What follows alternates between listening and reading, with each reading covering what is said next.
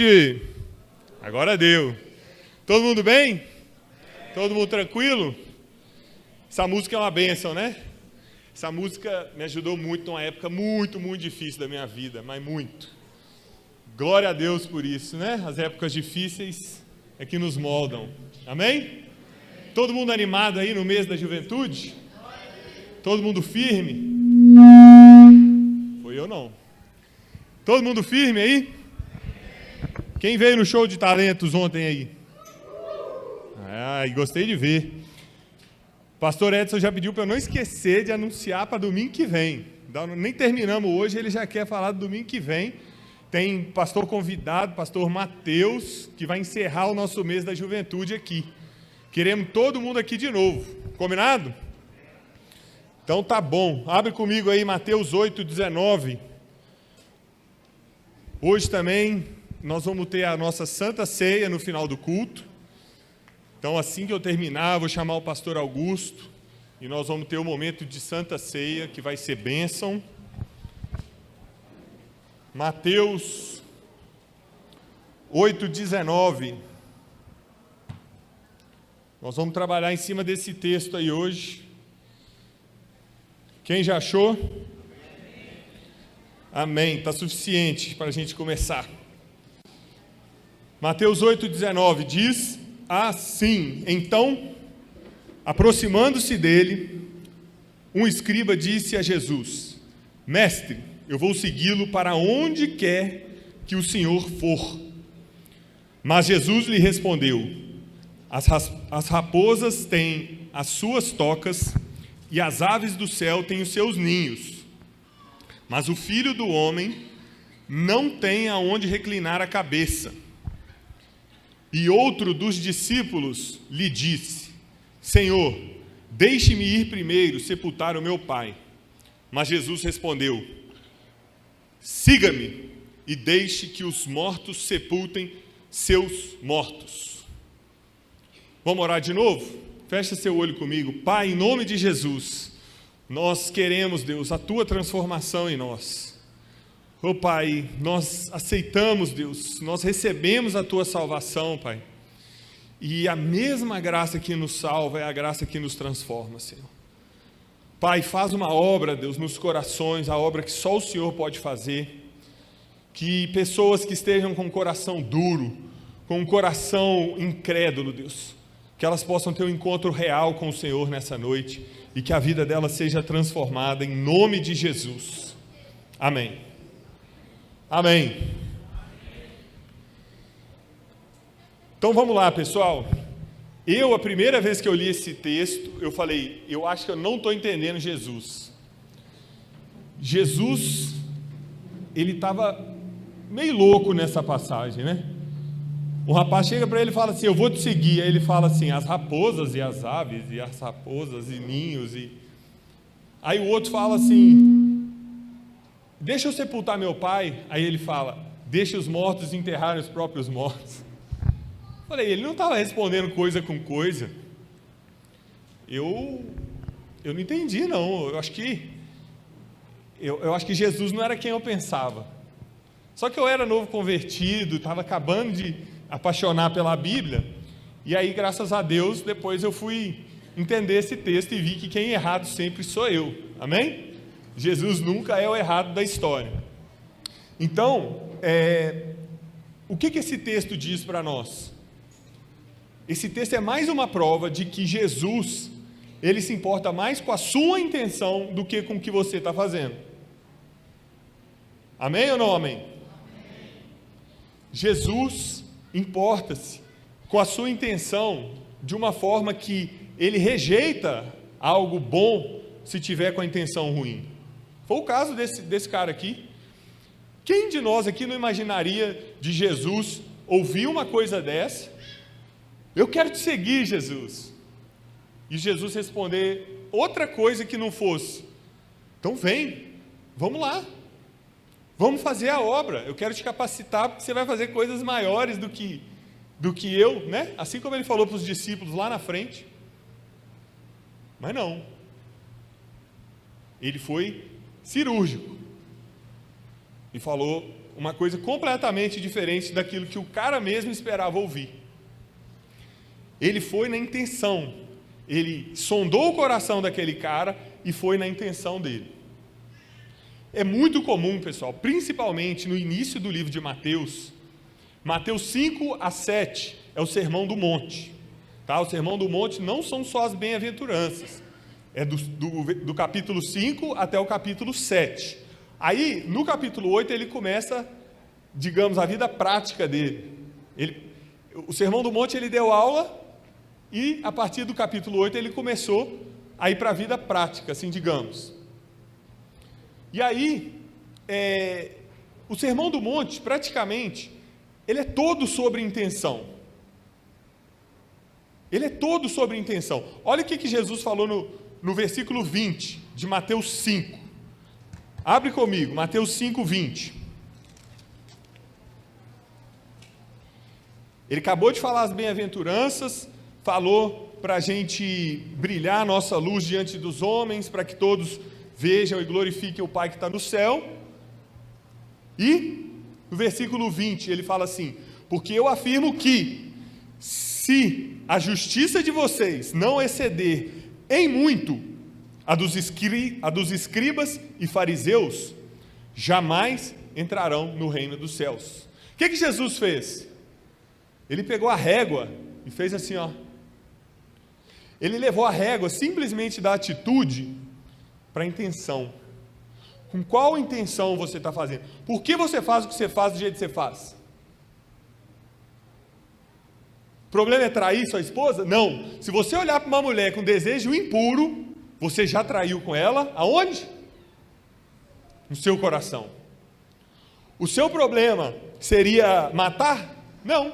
Você irou contra o seu irmão? Já era, já está mal. O seu problema é fazer um falso testemunho? Não.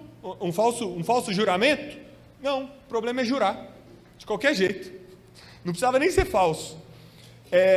O problema é quem não ama o próximo? Não. O problema é quem não ama o inimigo. Vocês percebem como que Jesus, ele veio implantar o reino de Deus aqui na terra. E ele mostra para a gente, com cada atitude, que a sua intenção importa. Se você tem ainda dúvida sobre intenção, você tem que ler Atos. Porque teve um casal que ofertou e morreu instantaneamente, ofertando aos pés dos apóstolos. Por quê? Porque mentiram. Por quê? Porque estavam com a intenção errada. Estavam querendo fazer parecer que eles eram irmãos, que eles eram generosos. Está aqui, Pedrão, nosso dinheiro. Todo o dinheiro que eu consegui naquela propriedade está aqui, ó. Eu ponho nos pés da igreja. O que aconteceu? Os dois foram levados imediatamente. Morreram, fazendo algo excelente, que é ofertar para a igreja, para a obra continuar, para que os vulneráveis sejam ajudados. E eles morreram. Dentro do Sermão do Monte também, só que aí no capítulo 7, Jesus fala: nem todo aquele que me diz Senhor, Senhor entrará no reino dos céus, mas somente aquele que faz a vontade de meu Pai que está nos céus. Jesus, em nenhum momento, ele tenta enganar a igreja. Em nenhum momento. Jesus é muito claro, muito objetivo. A Bíblia é muito completa, muito clara. O problema é que às vezes a gente quer obedecer coisas maiores sem obedecer o básico. Você consegue consertar o seu coração diante de Deus? Não, mas você está pensando que você tem que subir e pregar. Você está pensando lá na África. Não, para eu ser bênção, eu tenho que ir lá para a África e fazer missão lá. Mas você consegue consertar o seu coração diante de Deus? Olhar e falar assim: Senhor, quais são as minhas motivações? Por que eu faço o que eu faço? Sonda o meu coração. A irmã Patrícia orou aqui perfeitamente. A gente não pode deixar a nossa vida com o Senhor virar um ritual. virar um compromisso. Ai, está na hora de orar. Nossa, está na hora de ir lá para a igreja servir a Deus. Hoje eu tenho que servir, eu tenho que chegar mais cedo. Ai, eu queria dormir, Não, mas vamos lá. Aí chega aqui, está servindo, mas está com a cabeça no sofá. Está com a cabeça na televisão. Irmão, se esse é você, para tudo e arrepende. E volta para o Senhor. Às vezes, você tem... Entenda o que eu vou falar. Às vezes você tem jogado na cara do Senhor as coisas que você está fazendo. E Ele não te responde. E você não avança para o próximo nível, para o próximo degrau. É porque Ele sabe qual que é a intenção. Às vezes você fala, ai, porque eu faço isso, porque eu faço aquilo, porque eu dizimo, porque eu oferto, porque eu faço, porque eu sirvo. E você está mais preocupado em fazer propaganda sua para o Senhor do que acertar a intenção que você está fazendo aquilo para Deus. É claro que não é regra. Tem coisas ruins na vida da gente, tem períodos de deserto, tem períodos de silêncio, que eles são necessários, que eles acontecem, independente de qualquer coisa. Mas às vezes tem período que Deus está falando assim, eu preciso que você chegue aqui, amigo. Eu preciso que você entenda. Sintonize aí a sua antena comigo. Quer ver um exemplo de que a gente tem dificuldade de sintonizar a nossa antena com a frequência de Deus? A gente acha que oração é para mudar Deus, é para mudar uma circunstância ou qualquer coisa que seja. Oração é para mudar você. Quando Jesus orou e falou assim, seja feita na terra como é no céu. Esse é o objetivo da oração. Que eu seja menos orgulhoso para aceitar o que Deus já planejou desde antes da fundação do mundo. É claro que Ele ouve, é claro que Ele se deixa surpreender, Ele se deixa admirar com a nossa fé, com a nossa alegria, com a nossa expectativa.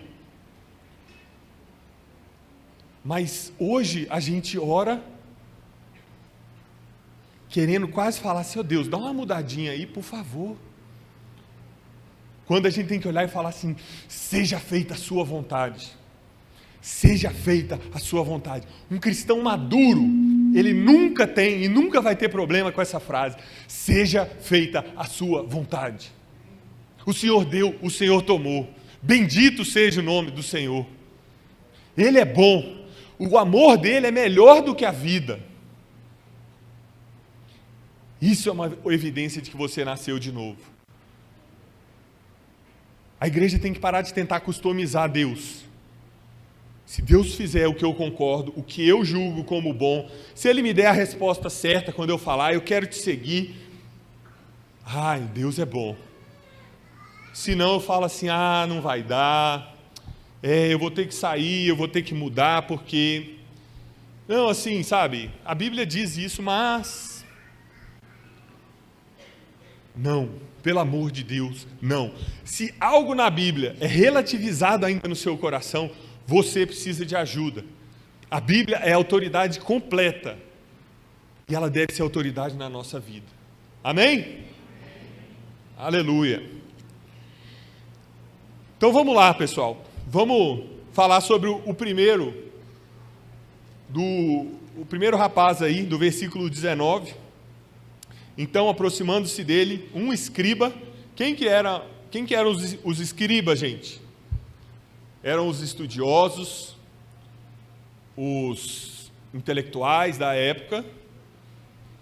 Eles eram conhecidos pelo péssimo caráter, geralmente, e eles se associavam muito aos fariseus.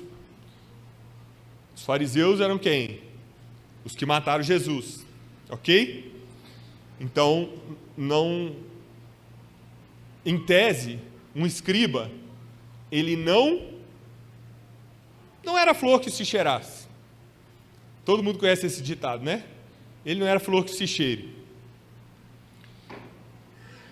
E ele chegou para Jesus e fez o quê? Um rompante de fé, de alegria, de eu vou te seguir. Eu vou te seguir por onde quer que você for. Gente, Está difícil até enganar criança hoje em dia, né? As crianças estão mais espertas que os adultos. Vai enganar Jesus?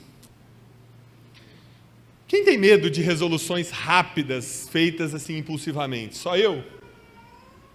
Só eu. Caramba. Obrigado, minha irmã. Carlinhos.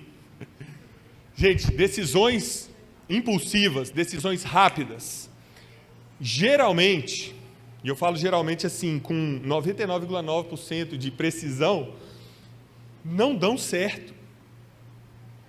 Só dá certo se for um milagre de Deus de verdade. O cara andava com gente errada, o cara fazia as coisas erradas, e ele de repente chegou para Jesus: eu vou te seguir para onde quer que o senhor for. Eu vou, me segura que eu vou. Todo feliz. Vocês lembram de mais alguém que queria fazer coisa rápida? Jovem rico. Jovem rico achou que ia trocar meia dúzia de palavras com Jesus, ia sair de lá salvo, né? Ia sair lá assim: bom mestre, o que eu faço para herdar a vida eterna aí? Fala logo que eu estou cheio de compromisso, eu quero garantir meu assentozinho lá no céu, então fala aí que eu já vou embora. Aí Jesus deu um nó na cabeça dele, e aí o que fala no final da história do jovem rico? Que ele se virou e saiu triste da presença de Jesus. Ninguém sabe o nome dele, a gente não ouviu mais falar dele na Bíblia, sumiu, e saiu triste da presença de Jesus. Dureza, né? O filho pródigo, a mesma coisa. Ah não, pai, cansei, me dá minha herança aí, vamos embora, deixa eu aproveitar a vida. Afinal de contas, não vou ficar aqui na sua casa, servindo, trabalhando, sentindo o seu amor, a sua proteção. Não vou, pai, eu quero dinheiro, daí, vamos. Pegou o dinheiro, saiu, gastou o dinheiro todo, e o final da história, final não, né? O meio da história é o quê? Ele olhava para a comida dos porcos e desejava comer. Decisões impulsivas não vão te levar num lugar legal. Eu tenho raiva de quem chega no final do ano e faz aquela lista de resoluções. Passa 10 de janeiro, não fez nada e não vai fazer, e já sabe que não vai fazer. Faz uma resolução e faz até o final do ano, mas não faz 20 e deixa a lista de lado, não, gente. Seja sincero com você mesmo. Faz uma resolução, fala assim: eu vou ler a Bíblia, eu vou orar, eu vou jejuar, eu vou ler a Bíblia e orar todos os dias desse ano. Pronto. E cumpre. Agora, não fica prometendo coisa que você sabe que você não vai cumprir.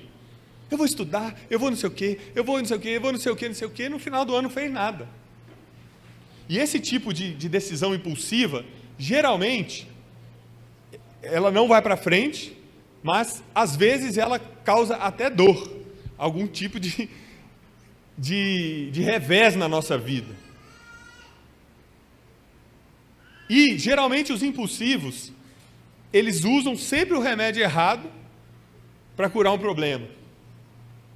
Tem problema no casamento. Ah, então eu vou separar.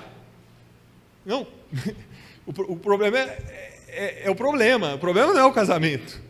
O problema é o seu pecado, o pecado do seu marido, da sua esposa, o seu orgulho. Não é o seu casamento. O casamento é a primeira coisa que Deus instituiu no universo.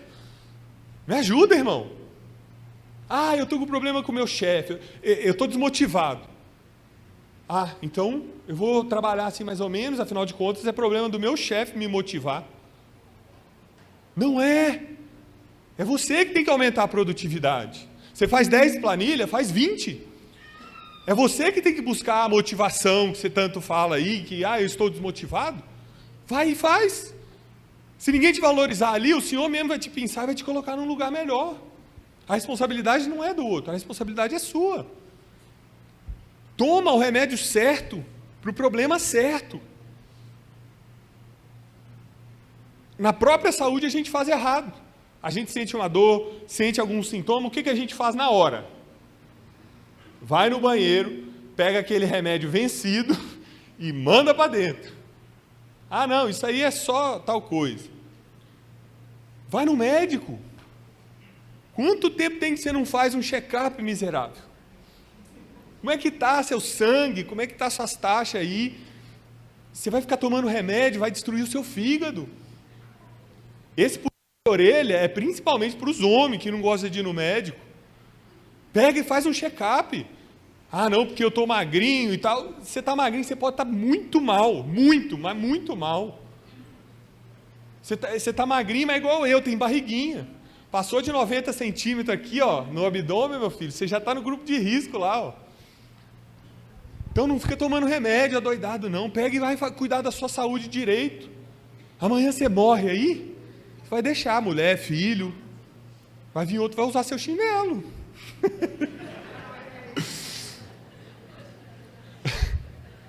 Gente, olha só, Jesus, ele tinha tudo. Jesus tinha tudo para acolher esse escriba e falar assim: ah, agora eu acho que eu vou criar uma 13ª vaga aqui e botar esse escriba de apóstolo, de discípulo também. Por quê? Um escriba, gente, socialmente falando, ele poderia dar muito mais benefício para Jesus do que 12 pescadores fedorentos. Mas muito mais. Jesus poderia tirar proveito de ter um escriba ali do lado dele, até para ele se defender. Quando viessem fariseus, escribas ali acusar ele, ele ia falar: estou aqui com um amigo de vocês, ó. Não me xinga, não. Eu estou até com gente suas aqui do meu lado. Jesus tinha tudo para fazer isso. Só que a gente falou o quê? Ele via a intenção. Nós somos assim também. Às vezes, a gente reclama de uma coisa, às vezes a gente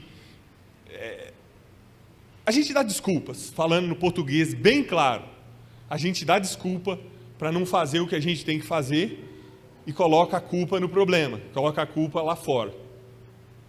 Uma vez eu cheguei numa igreja e comecei a conhecer o pessoal, os jovens e tal, e tinha um jovem lá muito abençoado. É daqueles que chega em qualquer lugar, chega alguém triste e quase que implorando ele para falar de Jesus para ele. É um evangelista assim, com um dos maiores dons que eu já vi.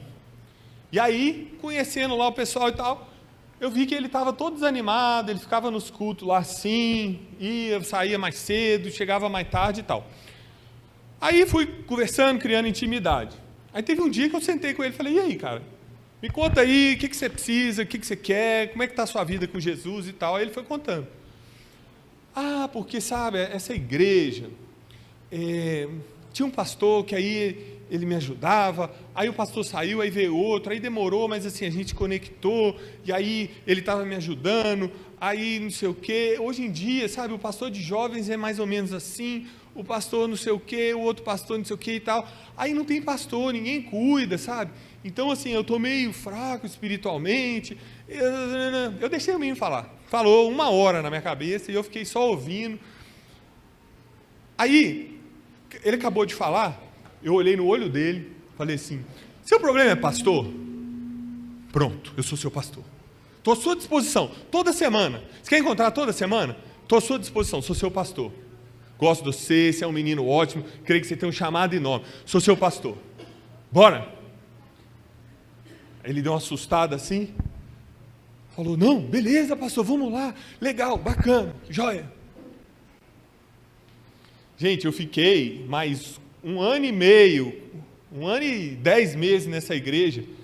Ele nunca mais me procurou para a gente fazer discipulado, para conversar, para nada. Você acha que o problema dele era pastor? Mas nós estamos falando dele, mas nós estamos falando de você. Qual desculpa que você tem inventado para você mesmo para não servir mais a Deus? Você acha que sentar na igreja no domingo e o resto da semana você vive igual um ateu praticante lá fora adianta alguma coisa? Não adianta, você está enganando a você mesmo. Se envolve, vai numa célula, cola em alguém, fala assim: cara, eu quero crescer em Jesus, eu quero crescer espiritualmente, eu quero ser uma pessoa diferente. Teve um homem que falou isso para mim essa semana, que eu fiquei assim, maravilhado. Para mim é o maior avivamento do mundo. O cara chegou para mim, aqui da nossa igreja, e falou assim: quero crescer, eu quero ser diferente, eu vou ser o melhor marido que existe. Eu estou animado, eu estou feliz, eu vou me posicionar. Cara, eu mostrei para minha esposa ali, eu fiquei assim.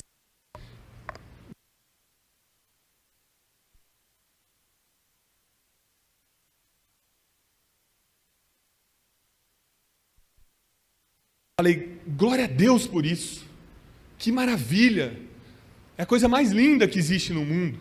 É quando um homem identifica que ele é pecador, que ele é errado. E muda. A coisa mais difícil tá difícil. Tá ruim. Se não der, não deu. Se não... Não, gente, vamos lá, o Filho de Deus sangrou e morreu na cruz por nós, para a gente viver uma vida como se você estivesse em alto mar, assim, boiando. Não é isso que Jesus tem para você, amém? E aquele homem, deixa eu ver o horário aqui para eu não passar. E aquele homem, gente, qual que foi a hipocrisia? Qual que foi a intenção errada que Jesus deve ter visto no coração dele? Se você ler os versículos antes ali de Mateus 8, Jesus disparou a fazer milagre. Ele curou a sogra de Pedro, ele curou o servo lá do centurião. Aí, no versículo 16 e 17, fala que Jesus curou todos que vieram diante dele. O que o escriba deve ter pensado? Cara, esse homem vai ficar muito famoso, eu vou me aproximar dele para levar vantagem material, financeira. Não vou deixar passar. Eu quero levar uma vantagem.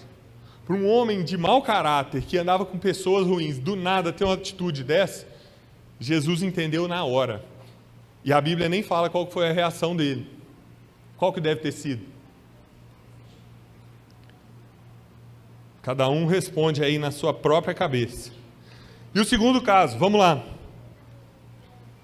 21, versículo 21. E outro dos discípulos lhe disse, aqui não era nenhum dos 12, tá, pessoal? Era um homem que seguia Jesus de longe, não era um dos 12. E outro dos discípulos lhe disse, Senhor, deixe-me ir primeiro sepultar o meu pai.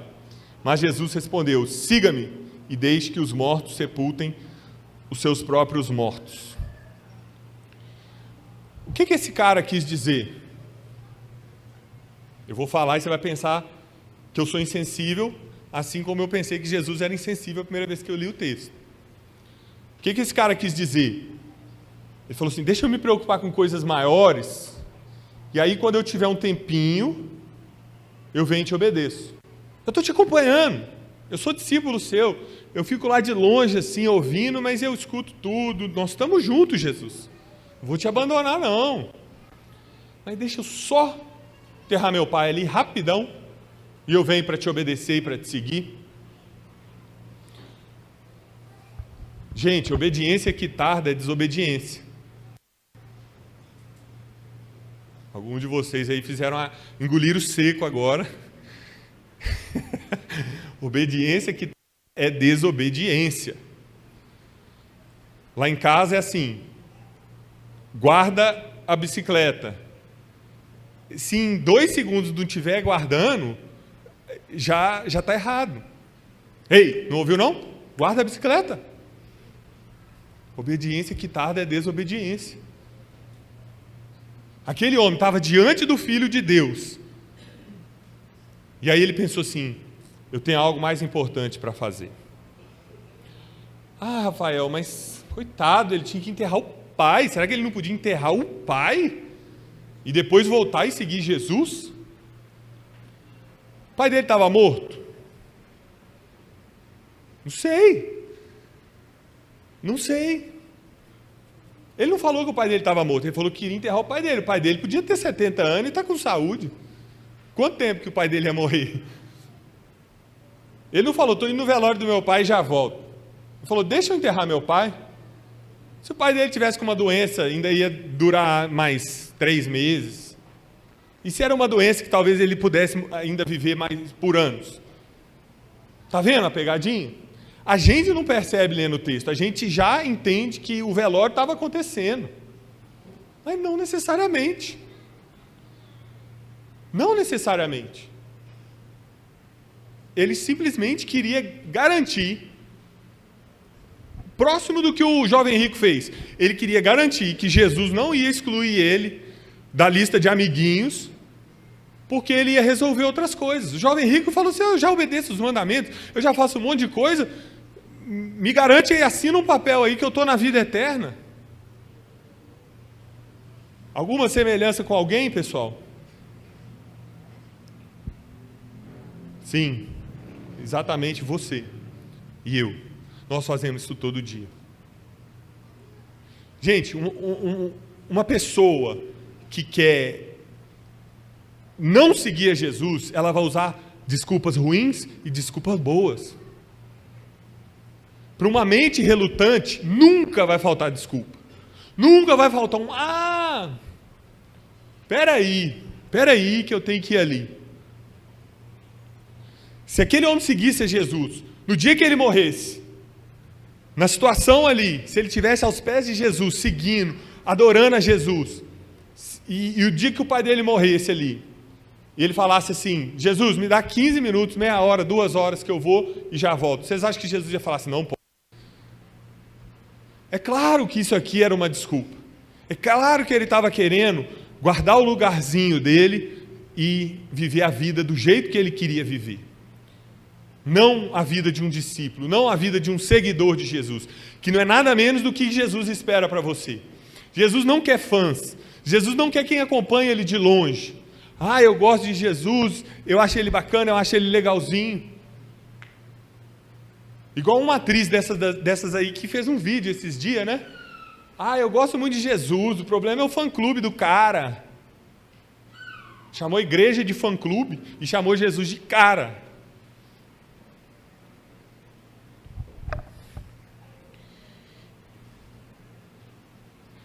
Falta de tempo livre, gente, vem de uma falta de disposição. Eu lembro, a minha esposa adora esse caso, que eu morava na casa dos meus pais e eu sempre falava assim: nossa, quando eu casar e tiver minha própria casa, eu vou orar o dia inteiro, vou botar louvor alto e vou ficar orando, e todo o tempo livre que eu tiver, pelo menos em adoração, eu vou estar. Ou seja, eu não oro porque eu não tenho um local adequado. Aí eu casei, tinha o local adequado, e o que aconteceu? Não mudou nada a minha vida de oração. Nós somos estragados, gente, nós somos assim. Pega e faz o que você tem que fazer para Jesus hoje, agora. Toma a decisão. Não espera um raio cair na sua cabeça, se acordar um dia e falar assim: meu Deus, virei um super crente. Olha como é que eu estou parecendo Silas Malafaia, eu vou ter que falar rápido igual ele. Isso não vai acontecer, não existe esse tipo de coisa. Todo homem que é grande em Deus, ele é grande pelo que ele entregou para Deus, não pelo que ele recebeu de Deus. Entregou a vida, entregou a disciplina de orar todo dia, de buscar a Deus, de falar assim: eu quero dar a minha vida, se for para morrer pelo Senhor, eu morro, Jesus. É isso que está faltando na sua vida. O Espírito Santo já foi derramado, a cruz já veio, ele já morreu no seu lugar, já derramou todo o sangue dele por você. Agora é a hora de você falar assim: eu vou viver uma vida diferente, eu tenho fé no Filho de Deus que me amou e se entregou por mim. Ele me tirou das trevas e me levou para o reino do Filho do seu amor. O que mais que eu preciso? O que mais que nós precisamos? Além do Deus Todo-Poderoso dentro do seu coração, com você 24 horas por dia, falando assim: vamos que eu estou contigo, vai que eu estou com você. Você está esperando um patrocinador? Você está esperando um local adequado para orar? O que você está esperando? Vai e faz. O seu chamado já está dentro do seu coração. Qual que é a sua indignação que você tem? Essa igreja não tem um ministério de tal. Vem aqui que a gente consagra o seu líder do ministério agora. Pega e faz. Faz. Limpa seu coração, arrepende e vem e faz. E busca de Jesus. Seja aquele homem, aquela mulher que Ele quer que você seja. Olha aqui a história, estou acabando, viu, gente? Olha aqui a história, Mateus 21, 28, dos 2 filhos que iam trabalhar na vinha com o pai. Mateus 21, 28. Fala assim: o que vocês acham? Um homem tinha 2 filhos. Chegando-se ao primeiro, disse: filho, vá trabalhar na vinha hoje. Ele respondeu: não quero ir. Mas depois, arrependido, foi. Dirigindo-se a outro filho, o pai disse a mesma coisa. Ele respondeu: sim, senhor, mas não foi. Qual dos 2 fez a vontade do pai? O primeiro. Então Jesus disse: em verdade lhes digo que os publicanos e as prostitutas estão entrando no reino de Deus primeiro do que vocês. Um chegou e falou assim: é lógico que eu vou, papai. O senhor sabe que o senhor o senhor é minha alegria, o senhor é meu amor. É lógico que eu vou, papai. E não foi. O outro falou: não, não vou, não quero. Mas aí no final ele falou assim: eu vou ajudar meu pai, eu vou honrar meu pai. E foi. É disso que eu estou falando aqui. Não interessa se você tem uma carteirinha bonita da IBNE, escrito lá membro, não sei nem se tem isso, não sei. Não interessa se você cresceu, se o seu berço era uma Bíblia gigante aberta, assim, você dormia em cima da Bíblia. Não interessa nada dessas coisas. Interessa o que você está fazendo hoje na sua vida espiritual. Quem é Jesus para você? Como que é o chamado dele para você? É tipo assim: me segue? Sigo, mas eu estou tão cansado, Senhor. Meu trabalho está me exigindo tanto. É sério? Sério?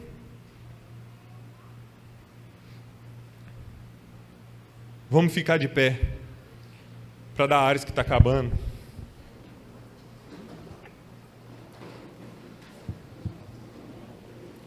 O que você tem que levar desse texto? O que você tem que levar disso que a gente conversou aqui? A gente sempre lê a Bíblia como se você estivesse fora daquilo ali. A gente sempre lê colocando a gente como vítima ou distanciando a gente do texto. Mas eu quero te dizer hoje que você é esses 2 homens que foram exemplificados aqui. Você e eu somos esses 2 homens todos os dias da nossa existência. A carne deseja que é contrário ao Espírito, e o Espírito deseja que é contrário à carne. Você foge de Jesus todos os dias. Em algum momento nós somos hipócritas, egoístas, nós temos intenções erradas.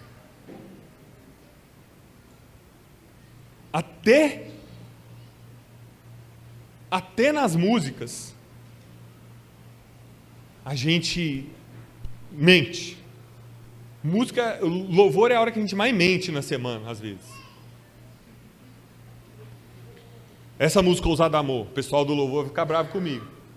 Mas é uma música toda voltada assim: eu sou tão especial que Jesus vai lá e busca. Não, o foco é Ele. O foco é Ele. Ele é o Senhor da seara. Ele é o Deus Todo-Poderoso. O Salmo fala que você é pobre e necessitado e o Senhor se preocupa contigo. Beleza, legal. Mas Ele é o foco. Ele é o foco. Ele é o foco.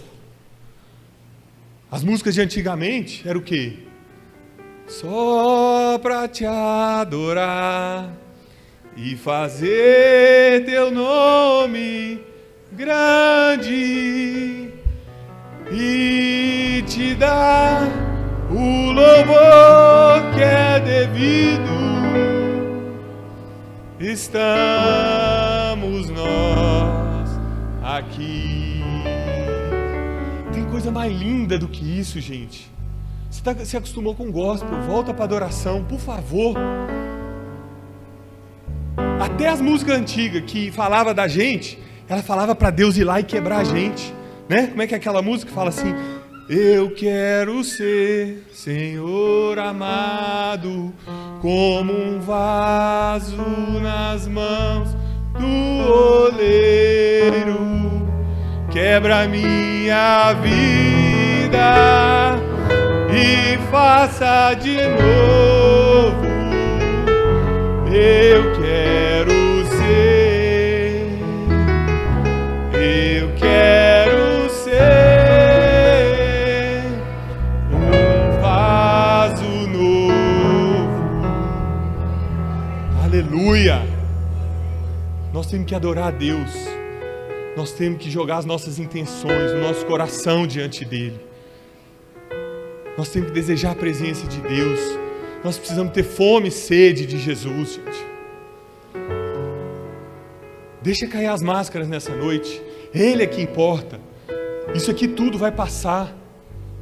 Daqui a 20 dias você nem lembra mais quem que pregou aqui hoje. Isso tudo aqui é pó. Céus e terras passarão, mas a palavra de Deus não vai passar. O que importa é a gente ver a face dele todos os dias e ver a face dele naquele dia maravilhoso que está para chegar. Vamos adorar e vamos buscar a Deus essa semana. Amém? Curva sua cabeça aí para a gente orar. Salmo 63 fala assim: ó Deus, Tu és o meu Deus, eu te busco ansiosamente, a minha alma tem sede de Ti, o meu corpo Te almeja, como terra árida, exausta sem água. Assim quero ver-Te no santuário, para contemplar Tua força e Tua glória. Porque a Tua graça é melhor do que a vida, os meus lábios Te louvam. Assim eu Te bendirei enquanto eu viver, em Teu nome levanto as minhas mãos. Como de saborosa comida se farta a minha alma, e com júbilo nos lábios a minha boca Te louva. No meu leito, quando de Ti me recordo e em Ti medito, durante as vigílias da noite, porque Tu tens sido o meu auxílio, à sombra de Tuas asas eu canto de alegria. A minha alma apega-se a Ti, a Tua mão direita me ampara. Porém, os que procuram destruir a minha vida descerão às profundezas da terra. Serão entregues ao poder da espada e virão a ser pasto dos chacais. Mas o rei se alegrará em Deus. Quem por ele jura se gloriará, pois se tapará a boca dos que proferem a mentira. Pai, em nome de Jesus, Deus, nós queremos, Deus, a revelação, Deus, de que a Tua glória, o Teu amor é melhor do que a vida, Pai. Nos transforma, Deus. Muda, Deus, o nosso coração. Transforma o nosso coração de pedra num coração de carne.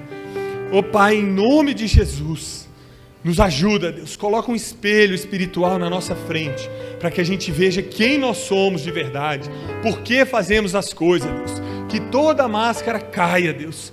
Que a gente venha a enfrentar o Senhor, Deus, de peito aberto, Deus, para que o Senhor venha e nos transforme, nos dê, Pai, uma mudança de vida, Pai. Em nome de Jesus, abençoa a Tua igreja, Pai. Que cada um aqui, Deus, possa ter a revelação de quem o Senhor é. Que o Senhor nos convença, Pai, do pecado, da justiça e do juízo. E que o Senhor nos faça, Deus, transformar a nossa vida pelo amor do Teu nome, Senhor. Aleluia. Queria chamar o pastor Agostinho, que ele vai fazer a ceia para a gente. Continue em espírito de oração, em adoração.